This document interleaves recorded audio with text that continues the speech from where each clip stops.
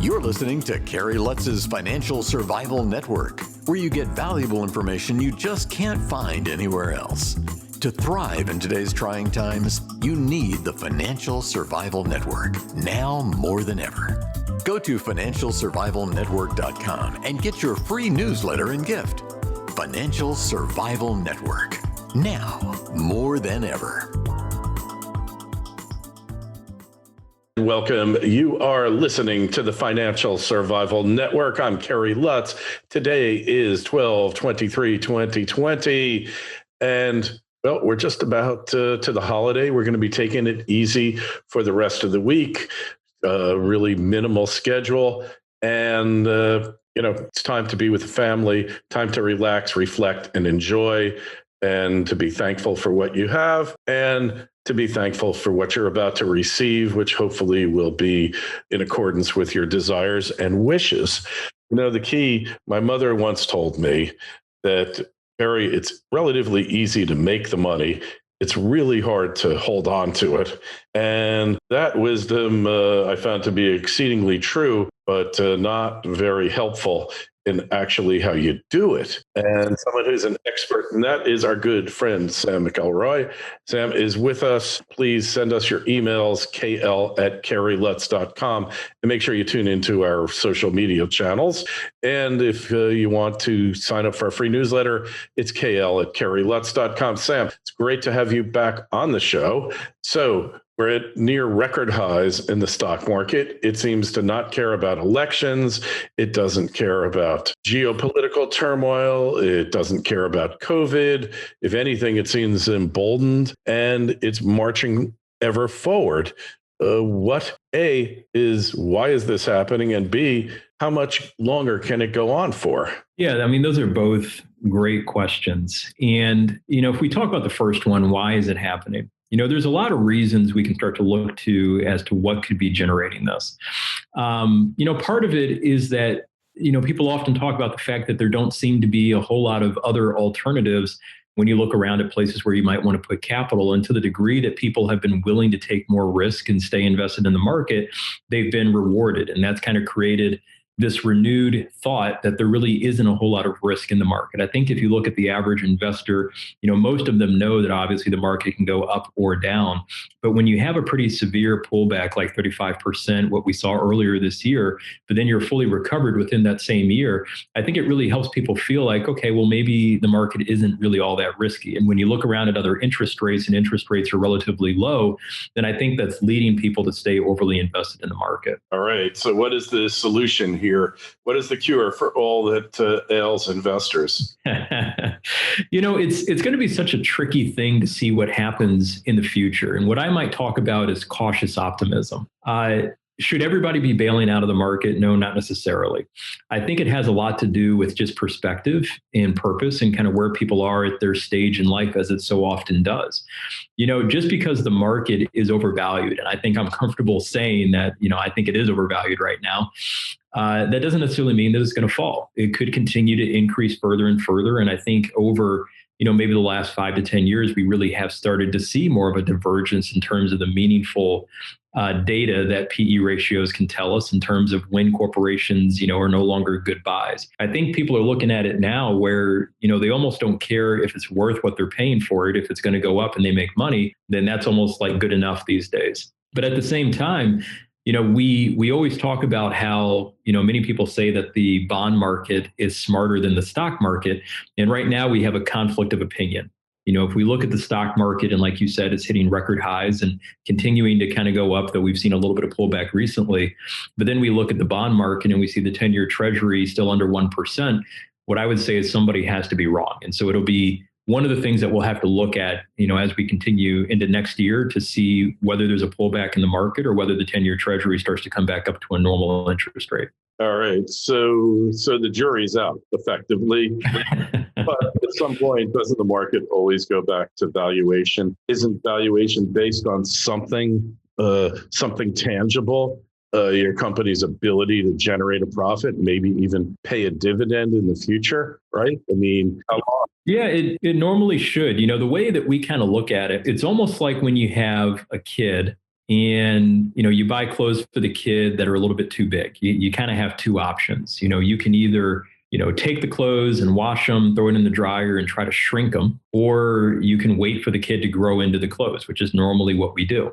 So a lot of times when the market's overvalued, it's not necessarily that it falls and stays down. It's that we start to see more volatility, basically giving corporations time to grow into their overinflated prices. Which one happens this year? It could be a little bit of mixture of the both. We could have a little bit of a reversion to the mean, because at the end of the day, I think you're right. I think that there's a risky proposition out there if we start to say that the stock market operates autonomous from the underlying profitability of the corporations that it's supposed to represent.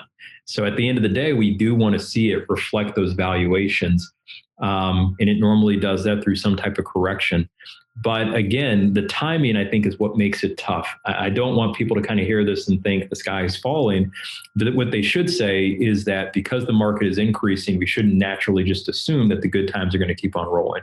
Yeah. So a friend of mine, Rick Roll, says never mistake a bull market for genius. Like market's going up, I am like so with it. The dopamine's flowing, Sam. Everything is going great. And then all of a sudden it crashes. And I remember this during the dot-com era. In 2000, that's where I was, left hanging in the breeze and waiting to make my money back. And it took a long time to make it back. Yeah, it's so interesting because whenever the market is pushing higher and people have a conversation about valuations, everyone acts as though, you're just trying to poo-poo the market and you're a bear and you just don't want to see the market go up. And we act as though we're surprised then when sooner or later we do see these more severe kind of pullbacks. So you talk about the dot-com bubble. Well, that was probably the instance where the cyclically adjusted price to earnings ratio got the highest it's ever been in the history of the market. I believe it was all the way up like over 40-1 or so. So should the dot-com bubble have surprised us? Well, yeah, in a sense, depending on how well we were looking at it, but we could see that the market was really going well beyond the valuations for a lot of these corporations. And even though we've had more volatility over the last 19 years, we still haven't seen the price to earnings ratio come back down to where we normally would see it at the end of one of these more volatile periods. So I feel like my concern is that I don't want to see it happen again. I don't want to see people, like you said, that get caught unawares or swinging in the breeze if we do see another pullback, because there's things out there that could cause it to happen. Even if things, people are back to work and, the economy is heating up and stuff is kind of getting better, I think we still have to account for, lost productivity and the issue that we had here in 2020. That doesn't just magically go away. Yeah, so COVID has put a dent in global wealth. We've got 200 to 300 million people unemployed, and we all know that poverty really is the most deadly disease known to man. Don't just survive, thrive. The Financial Survival Network. Doré Copper Mining is a premier, near-term, high-grade copper and gold redevelopment opportunity with tremendous exploration potential only 14 kilometers from the town of Chibougamau in mine-friendly Quebec. Doré Copper is debt-free and owns a 2,700-ton-per-day mill with an 8 million-ton tailings facility ready to be used. There is already power to site and it is accessible by paved highway and rail. Doré Copper aims to produce a profitable hub-and-spoke operation of over 100,000 gold equivalent ounces per year, or over 60 million pounds of copper equivalent by 2024. Because of the existing infrastructure and location, a low capex is anticipated to recommence production. Doré Copper trades under DCMC in Toronto and under DRCMF on the OTC. To learn more, go to dorecopper.com. That's dorecopper.com. This is the Financial Survival Network. The information you need to thrive now more than ever. Absolutely. People don't necessarily think about it in those terms, but I like that you said that. But if you do think about it, not only does poverty or just financial anxiety impact us both psychologically and also physiologically, but enough poverty in somebody's life and they will die. You see people all over the world starving to death. You see people without shelter, without, access to medicine. So it really is a deadly disease in and of itself. But you take the number of marriages that have broken up, you take the, people that just have not been able to handle stress and pressure and the physiological impacts in the bodies. There's more that goes along with financial stress than we sometimes give it credit. And it's really interesting that you kind of put it that way. Yeah, and therefore, before our leaders go taking actions that are likely to increase global poverty, they really need to do some type of cost-benefit study. Is 200,000 people dying of COVID? However many people really have, that's another question.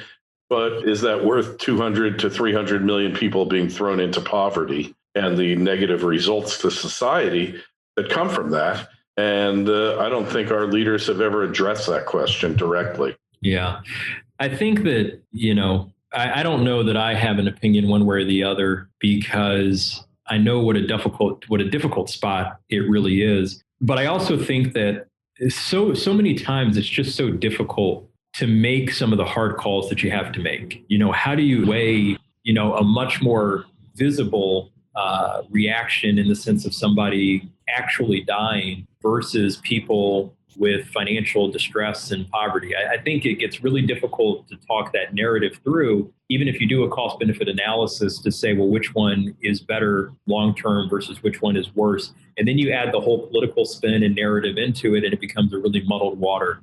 But the reality is, and at the end of the day, for everyone in their own personal economic scenario, their own personal finances, we know a lot of people are going to have a tough road to get back on their feet and to continue things going. And I think that that's going to have a real world implication just into the financial markets as a whole. Yeah, could not agree with you more, Sam. So when we have this conversation in 6 months, where do you think we'll be? I have a couple different thoughts. Part of me feels like early next year, somewhere in Q1, it wouldn't surprise me if we saw a little bit of a pullback in the equity market. I do think that there's a lot of built up or pent up energy. And I think that if things start to, if people are able to kind of start expressing that, getting out, doing a little bit more stuff, we might see a little bit of pop or surge. And it kind of depends on the narrative as well. I think it depends on what ends up being the story. That really carries weight from a media standpoint as well. So much, anytime you have what I would call to be a somewhat irrational market, then it starts to be no longer so much about just the financial aspect, but it's so much about the emotional and psychological and behavioral aspect. And that's really the hidden unknown. You can look at corporations and try to do some predictive pricing to see where they may be in the next quarter, 2 quarters, whatever it is. But the part you don't know is the narrative around how the masses, so to speak, are going to internalize and digest whatever the stories are of the day and what ends up happening with COVID. But there's a lot of things out there beyond COVID. We got to talk about the unemployment numbers. We got to talk about GDP in general. We also have to talk about, trade tensions with China and some of these other things that are still out there that never really got finished, and kind of see what happens with all these other pieces. And then all the other things that could happen that we just haven't even thought about yet. Yes, it's those unknown knowns, those unknown unknowns, as Donald Rumsfeld once said, that really can do a number on you. Hey, Sam, if we want to find out more about you, connect on the web, all that good stuff, where is the best place to find you these days? Yeah, best place is just our website, which is stridefinancialadvisors.com, all spelled out. So STRIDE financialadvisors.com. All right, excellent. Hey, really appreciate you coming on here, Sam. As always, questions for Sam, just send us an email to kl@kerrylutz.com. Our Twitter feed's @KerryLutz. And of course, sign up for our free newsletter at financialsurvivalnetwork.com. Sam, we'll talk to you again. Thanks so much. Yep. Thanks for having me. Thanks for listening to Kerry Lutz's Financial Survival Network, your solution to today's trying times. For the latest, go to financialsurvivalnetwork.com. Financial Survival Network, now more than ever.